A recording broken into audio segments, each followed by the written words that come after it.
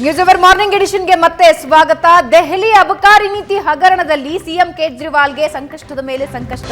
ಅಬಕಾರಿ ಹಗರಣದಲ್ಲಿ ಸಿಎಂ ಕೇಜ್ರಿವಾಲ್ ನೇರವಾಗಿ ಭಾಗಿ. ಇಡೀ ಚಾರ್ಜ್ ಶೀಟ್ನಲ್ಲಿ ಕೇಜ್ರಿವಾಲ್ ಹೆಸರು ಉಲ್ಲೇಖ. ದೆಹಲಿ ನ್ಯಾಯಾಲಯಕ್ಕೆ ಚಾರ್ಜ್ ಶೀಟ್ ಸಲ್ಲಿಕೆಯಾಗಿದೆ. ಕಿಕ್ ಬ್ಯಾಕ್ ಪಡೆಯುವಲ್ಲಿ ಕೇಜ್ರಿವಾಲ್ ನೇರ ಭಾಗಿ ಅಂತ ಇಡಿ ಹೇಳ್ತಾ ಇದೆ. ಗೋವಾ ಚುನಾವಣೆಗೂ ಕಿಕ್ ಬ್ಯಾಕ್ ಹಣ ಬಳಸಿರುವ ಆರೋಪ. ಆಮ್ ಆದ್ಮಿ ಪಕ್ಷಕ್ಕೆ 100 ಕೋಟಿ ರೂಪಾಯಿಯ ಕಿಕ್ ಬ್ಯಾಕ್ ಆರೋಪ. ಗೋವಾ ಚುನಾವಣೆಗೆ 45 ಕೋಟಿ ರೂಪಾಯಿ ಬಳಕೆಯಾಗಿದೆ. ಸೌತ್ ಗ್ರೂಪ್ ಜೊತೆ ಕೈ ಜೋಡಿಸಿ ಷಡ್ಯಂತ್ರ ರಚನೆ ಅನ್ನೋ ಆರೋಪ ಮಾಡಲಾಗಿದೆ. ಪ್ರಶಾಂತ್, ಲಿಕ್ಕರ್ ಹಗರಣದ ಇಕ್ಕಳದಿಂದ ದೆಹಲಿ ಸಿಎಂ ಹೊರಗೆ ಬರೋ ಯಾವ ಸಾಧ್ಯತೆನೂ ಕಂಡು ಬರ್ತಿಲ್ಲ. ನಿನ್ನೆ 7ನೇ ಚಾರ್ಜ್ ಶೀಟನ್ನು ರೋಸ್ ಅವೆನ್ಯೂ ಕೋರ್ಟ್ಗೆ ಇಡಿ ಸಲ್ಲಿಸಿದೆ. 7ನೇ ಚಾರ್ಜ್ ಶೀಟ್ನಲ್ಲಿ ಕೆಲ ಮಹತ್ವಪೂರ್ಣ ಅಂಶಗಳಿವೆ. ಏನು ಅಂಶಗಳು ಅಂತ ತೆಗೆದುಕೊಂಡು ನೋಡೋದಾದರೆ, ಕೆಲ ಹವಾಲಾ ನೋಟ್ಗಳನ್ನು ಚಾರ್ಜ್ ಶೀಟ್ನಲ್ಲಿ ಉಲ್ಲೇಖಿಸಲಾಗಿದೆ ಮತ್ತು ಅದನ್ನು ದಾಖಲಿಸಿಕೊಡಲಾಗಿದೆ. ಅರವಿಂದ್ ಕೇಜ್ರಿವಾಲ್ಗೆ 2 ಆಪ್ತರು ಇದ್ದಾರೆ.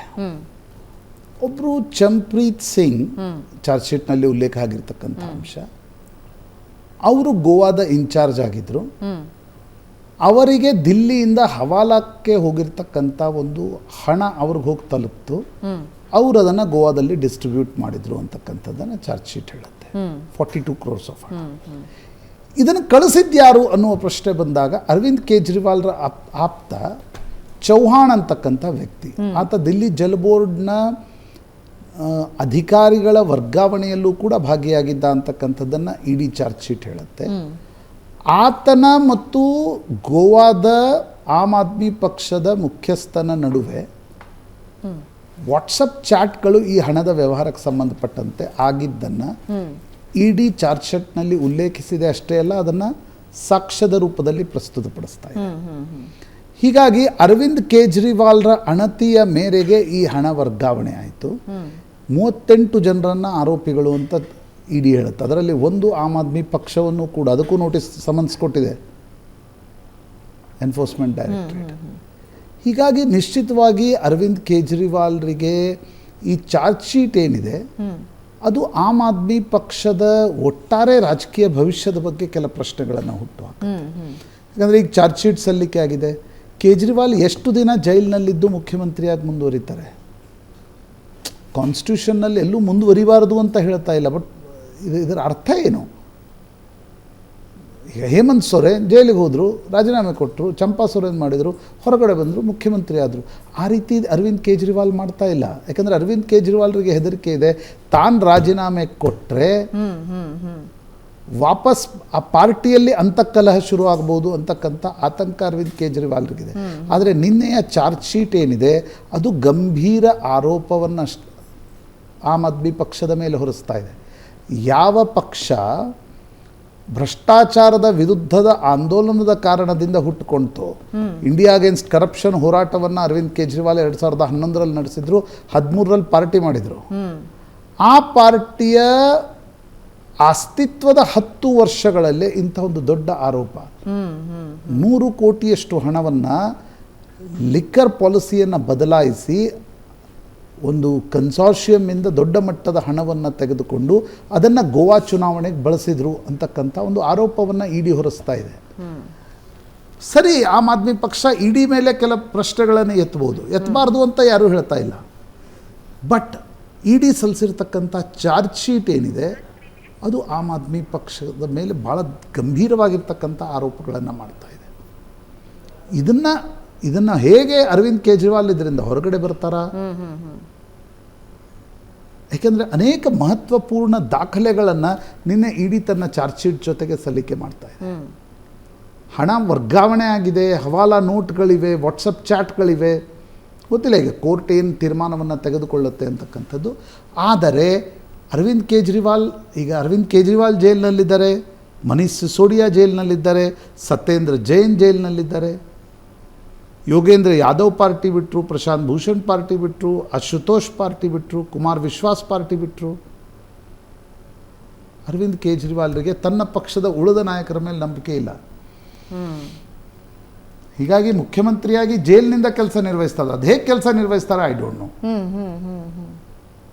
ಈ ದೇಶದಲ್ಲಿ ಸರಿಯಪ್ಪ ನಿಮ್ಮ ರಾಜಕೀಯ ವಿರೋಧದ ಕಾರಣದಿಂದಲೇ ಇದು ಸಲ್ಲಿಕೆ ಆಗ್ತಾ ಇದೆ ಅಂತ ಒಂದು ನಿಮಿಷ ಅಂದ್ಕೊಳ್ಳೋಣ. ಬಟ್ ಕೋರ್ಟ್ಗಳು ಜಾಮೀನು ಯಾಕೆ ಕೊಡ್ತಾ ಇಲ್ಲ? ಈ ಪ್ರಶ್ನೆಯೂ ಕೂಡ ಇದೆ ಅಲ್ವಾ? ಇಲ್ಲಿ ನಾವು ನಾಗೇಂದ್ರ ರಾಜೀನಾಮೆ ಕೊಡ್ತೀವಿ, ನಾಳೆ ಅರವಿಂದ್ ಕೇಜ್ರಿವಾಲ್ದೇ ಪ್ರೆಸಿಡೆನ್ಸ್ ಅಂತ ತೆಗೆದುಕೊಂಡು ಹಗರಣ ಬರುತ್ತ್ರಿ, ಇಡಿ ತನಿಖೆ ನಡೆಸುತ್ತೆ, CBI ತನಿಖೆ ನಡೆಸುತ್ತೆ, ಅದಕ್ಕೆ ರಾಜೀನಾಮೆ ಕೊಡಲಿಕ್ಕಾಗತ್ತಾ? ಜೈಲಿನಿಂದ ಮಾಡ್ತೀವಿ ಬಿಡಿ ಅಂತ ಎಲ್ಲರೂ ಶುರು ಮಾಡಿದರೆ ವಾಟ್ ನೆಕ್ಸ್ಟ್? ಕಾನೂನಲ್ಲಿ ಇದಕ್ಕೆ ಗ್ರೇ ಇದೆ ಏರಿಯಾ. ಪಾಪ ನಮ್ಮ ಸಂವಿಧಾನ ನಿರ್ಮಾತರಿಗೆ ಇದು ಹೀಗಾಗತ್ತೆ ಅಂತಕ್ಕಂಥದ್ದು ಯಾರೂ ಎಣಿಸಿರಲಿಲ್ಲ ಅಲ್ಲ. ಅಂದರೆ ಬ್ರೇಸನ್ನೆಸ್ನ ಪರಮಾವಧಿಯನ್ನು ಕೂಡ ಕೆಲವರು ತೋರಿಸ್ತಾರೆ ಅಂತ ಅನಿಸಿರಲಿಲ್ಲ. ಪರಿಪಾಠ ಹೌದು, ಜೈಲಿಗೆ ಹೋಗುವಾಗ ರಾಜೀನಾಮೆ ಕೊಡಬೇಕು. ನೋಡಿ, ಒಬ್ಬ ಸರ್ಕಾರಿ ನೌಕರನ ಮೇಲೆ ಆರೋಪ ಬಂದರೆ ಆತ ಅಮಾನತ್ತಾಗ್ತಾನೆ, ಆತ ಜೈಲಿಗೆ ಹೋದರೆ ಅಮಾನತ್ತಾಗ್ತಾನೆ. ಆದರೆ ರಾಜಕಾರಣಿಗಿಲ್ಲ. That's how system work sometimes. ಸಿಸ್ಟಮ್ನ ಲೂಪ್ ಹೋಲ್ಸ್ಗಳಿವು, ಗ್ರೇ ಏರಿಯಾಗಳಿವು. ಬಟ್ ಕೇಜ್ರಿವಾಲ್ ಮುಂದೆ ಇರುವಂಥ ಆಪ್ಷನ್ಸ್ ಆದರೂ ಏನು ಪ್ರಶ್ನೆ ಅಲ್ಲ? ಈಗ ಒಂದು ಇಡಿ ಚಾರ್ಜ್ ಶೀಟ್ ಸಲ್ಲಿಕೆ ನಿನ್ನೆ ಆಗಿದೆ. ಇದಾದ ನಂತರ ನಿನ್ನೆ ಅವರು ಬೇಲ್ ಅಪ್ಲಿಕೇಶನ್ ಕೂಡ ಮೂವ್ ಮಾಡಿದ್ದಾರೆ. ಬೇಲ್ ಸಿಕ್ಕರೆ ಸರಿ, ಅದು ಪ್ರಕರಣ ನಿಮಗೆ ಮುಂದಿನ ರೋಸ್ ಅವೆನ್ಯೂ ಕೋರ್ಟ್ ಆದೇಶ ನೀಡುವವರೆಗೆ ನೀವು ಮುಖ್ಯಮಂತ್ರಿಯಾಗಿ ಮುಂದುವರಿಬೋದು. ಬಟ್ ನೀವು ಜೈಲಿನಲ್ಲೇ ಇದ್ದರೆ ಮುಂದೇನು ಅಂತಕ್ಕಂಥ ಪ್ರಶ್ನೆ ಬರುತ್ತೆ. ನನಗನ್ಸುತ್ತೆ ಕೇಜ್ರಿವಾಲ್ರಿಗೆ ಒಂದು ಸಲ ಅಧಿಕಾರ ಬಿಟ್ಟು ಕೊಟ್ಟರೆ ಅದು ಅಲ್ಲೋಲ ಕಲ್ಲೋಲ ಆಗುತ್ತೆ ಅಂತಕ್ಕಂಥದ್ದು ಅರಿವಿದೆ. ಆ ಕಾರಣದಿಂದ ಕೇಜ್ರಿವಾಲ್ ರಾಜೀನಾಮೆ ಕೊಡ್ತಾ ಇಲ್ಲ ಅಂತ. ಬಟ್ ಮುಂದಿನ ದಿನಗಳಲ್ಲಿ ಅನ್ಫಾರ್ಚುನೇಟ್, ಒಂದು ಭ್ರಷ್ಟಾಚಾರದ ವಿರೋಧದಿಂದ ಹುಟ್ಟಿಕೊಂಡಿರ್ತಕ್ಕಂಥ ಪಕ್ಷ ಅದು ವ್ಯವಸ್ಥೆಯ ಭಾಗವಾದಾಗ ಏನೇನಾಗುತ್ತೆ ಅನ್ನೋದಕ್ಕೆ ಎಂಥ ಗೆಲುವುದು ಸಿಕ್ಕಿದ್ದು ಅದೊಂದು ಸ್ಪಷ್ಟ ಉದಾಹರಣೆ. ಎಸ್, ನೋಡೋಣ ಹಾಗಾದ್ರೆ ದೆಹಲಿ ರಾಜಕಾರಣ ಏನೇನಾಗುತ್ತೆ ಮುಂದಿನ ದಿನಗಳಲ್ಲಿ ಅಂತ. ಕೇಜ್ರಿವಾಲ್ ರಾಜೀನಾಮೆ ಕೊಡೋ ಸಾಧ್ಯತೆ ಸ್ವಲ್ಪ ಕಷ್ಟ. ಸಿಸ್ಟಮ್ ತೋರಿಸ್ತಾ ಇರ್ಬೋದು, ಹೊರಗಡೆ ಇರ್ತೀರಲ್ಲ ಏನೆಲ್ಲ ಮಾತಾಡ್ತೀರಿ, ಒಳಗಡೆ ಬನ್ನಿ ಹೆಂಗೆ ಸಿಸ್ಟಮ್ ನಡೆಯುತ್ತೆ ಗೊತ್ತಿರ್ಬೋದು. ಅದರ ಅನಿವಾರ್ಯತೆನೋ we don't know. But unfortunately ಭ್ರಷ್ಟಾಚಾರ ವಿರೋಧಿ ಪಕ್ಷ ನಾವು ಅಂತ ಹೇಳಿ ಗೆದ್ದು ಬಂದ ಪಕ್ಷ. ಅದೇ ಹೇಳ್ತಾನೆ, ಅದು ವ್ಯವಸ್ಥೆಯ ಹೊರಗಿದ್ದಾಗ ನೀವು ಹೇಳೋದು ಬೇರೆ, ವ್ಯವಸ್ಥೆಯ ಒಳಗಡೆ ಹೋದಾಗ ಭಾರತದಲ್ಲಿ ರಾಜಕೀಯ ಪಕ್ಷಗಳು ಭ್ರಷ್ಟಾಚಾರ ನಡೆಸಲಿ ರಾಜಕೀಯ ಪಕ್ಷಗಳನ್ನು ನಡೆಸಕ್ಕೆ ಆಗಲ್ಲ. ಆಟ್ ದ ಸೇಮ್ ಟೈಮ್ ನಾನು ಐಷಾರಾಮಿ ಜೀವನ ನಡೆಸಲ್ಲ, ದೊಡ್ಡ ದೊಡ್ಡ ಕಾರ್ ಬಳಸಲ್ಲ, ಇವೆಲ್ಲವೂ ಕೇಜ್ರಿವಾಲ್ ಹೇಳಿ ವಾಪಸ್ ಅದರ ಮೇಲೆ ನಡ್ಕೊಂಡು ಹೋದ್ರು. ರೈಟ್, ಮುಂದಿನ ದಿನಗಳಲ್ಲಿ ಏನಾಗುತ್ತೆ ಅಪ್ಡೇಟ್ಸ್ ನೀಡ್ತಾ ಹೋಗ್ತೀವಿ. ಇದರೊಂದಿಗೆ ಇವತ್ತಿನ ಚರ್ಚೆ ಮುಗಿಸೋಣ. ಪ್ರಶಾಂತ್, ಧನ್ಯವಾದ ಚರ್ಚೆಯಲ್ಲಿ ಭಾಗಿಯಾಗಿದ್ದಕ್ಕೆ. ಇದು ಇವತ್ತಿನ ನ್ಯೂಸ್ ಅವರ್ ಮಾರ್ನಿಂಗ್ ಎಡಿಷನ್. ನೇರ ದಿಟ್ಟ ನಿರಂತರ ಸುದ್ದಿಗಾಗಿ ನೋಡ್ತಾ ಇರಿ ಏಷ್ಯಾನೆಟ್ ಸುವರ್ಣ ನ್ಯೂಸ್.